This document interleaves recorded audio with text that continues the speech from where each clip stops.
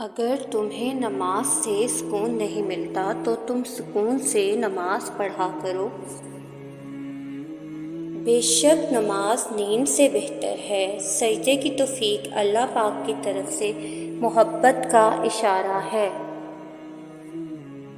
جب تم نماز نہیں پڑھتے تو یہ مت سوچو کہ وقت نہیں ملا، بلکہ یہ سوچو کہ تم سے ایسی کون سی خطا ہوئی کہ اللہ نے تمہیں اپنے سامنے کھڑا کرنا بھی پسند نہیں کیا۔ حضرت جابر رضی اللہ تعالیٰ عنہ سے روایت ہے کہ رسول صلی اللہ علیہ وآلہ وسلم نے فرمایا، بندے کے اور کفر کے درمیان نماز چھوڑ دینے ہی کا فاصلہ ہے۔ حضرت ابو بکر صدیق رضی اللہ تعالیٰ عنہ نے فرمایا، جب نماز کا وقت ہو جاتا تو آپ رضی اللہ تعالیٰ عنہ فرمایا کرتے تھے، اے آدم کی اولاد اٹھو اور اس آگ کو بجھا ڈالو جس سے تم نے خود جلا رکھا ہے۔ سورج کی شعاعیں کتنی تیز ہیں مگر معمولی سے بادل ان شعاعوں کو روک دیتے ہیں۔ اسی طرح گناہ کتنے زیادہ طاقتور ہی ہوں، نماز انہیں روک دیتی ہے۔ رسول صلی اللہ علیہ وآلہ وسلم نے ارشاد فرمایا، جس شخص نے دکھاوے کے لیے نماز پڑھی اس نے شرک کیا، جس شخص نے دکھاوے کے لیے روزہ رکھا اس نے شرک کیا، اور جس شخص نے دکھاوے کے لیے صدقہ خیرات کیا اس نے شرک کیا۔ وقت پر ادا کی ہوئی نماز اللہ کو تمام اعمال میں زیادہ محبوب ہے۔ نماز وہ واحد حکم ہے جسے اللہ نے آسمان سے وحی کے ذریعے نہیں اتارا، بلکہ اپنے محبوب حضرت محمد صلی اللہ علیہ وآلہ وسلم کو آسمان پر بلا کر تحفے میں دیا۔ حضرت ابو ذر رضی اللہ تعالیٰ عنہ فرماتے ہیں کہ ایک دفعہ حضور صلی اللہ علیہ وآلہ وسلم سردی کے موسم میں باہر تشریف لائے اور پتے درختوں پر سے گر رہے تھے۔ آپ صلی اللہ علیہ وآلہ وسلم نے ایک درخت کی ٹہنی ہاتھ میں لی تو اس کے پتے اور بھی گرنے لگے۔ آپ صلی اللہ علیہ وآلہ وسلم نے فرمایا، اے ابو ذر، مسلمان بندہ جب اخلاص سے اللہ کے لیے نماز پڑھتا ہے تو اس سے اس کے گناہ ایسے ہی گرتے ہیں جیسے پتے درخت سے گر رہے ہیں۔ ترجمہ: صبر اور نماز کے ذریعے اللہ تعالیٰ سے مدد طلب کرو۔ یہ نماز بہت بھاری ہوتی ہے سوائے ان لوگوں کے جو اللہ سے ڈرنے والے ہیں۔ رسول صلی اللہ علیہ وآلہ وسلم کو جب کوئی مشکل پیش آتی یا کسی بات سے غمگین ہوتے تو آپ نماز پڑھنے لگتے۔ نماز شیطان کی شکست اور مومن کی جیت ہے۔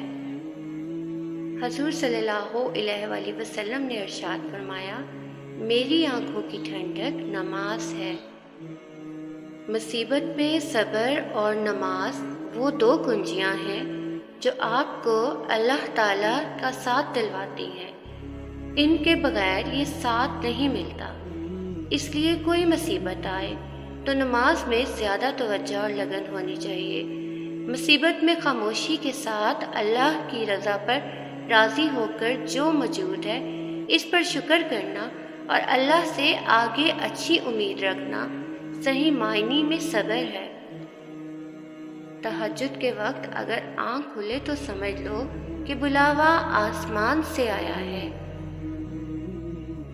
جناب رسول صلی اللہ علیہ وآلہ وسلم نے فرمایا، جو شخص مغرب کے بعد 6 رکعتیں اس طرح پڑھے کہ ان کے درمیان کوئی واہیات گفتگو نہ کرے تو یہ 12 برس کی عبادت کے برابر ہے۔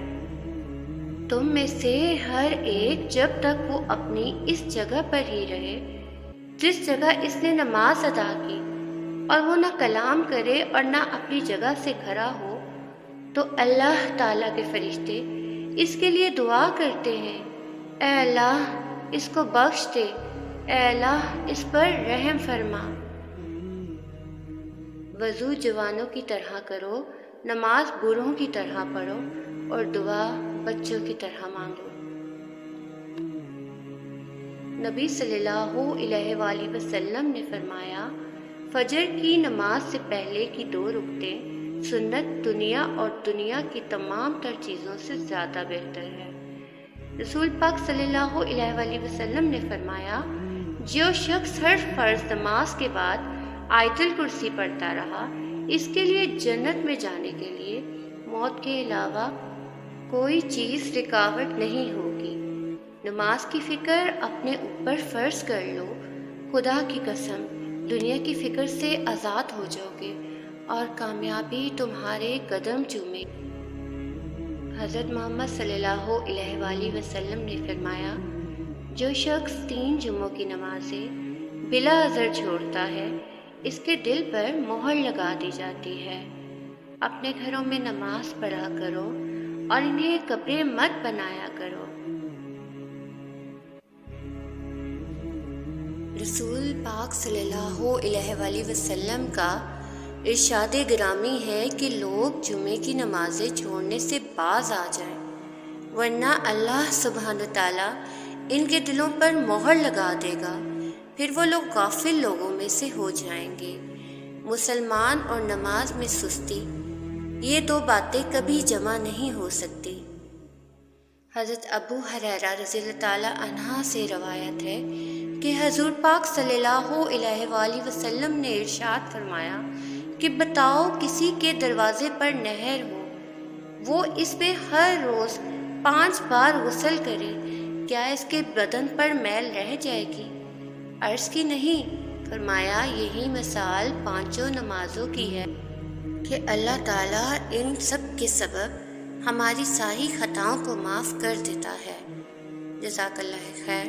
ویڈیو اچھی لگنے پر لائک، شیئر اور سبسکرائب کرنا مت بھولیے گا۔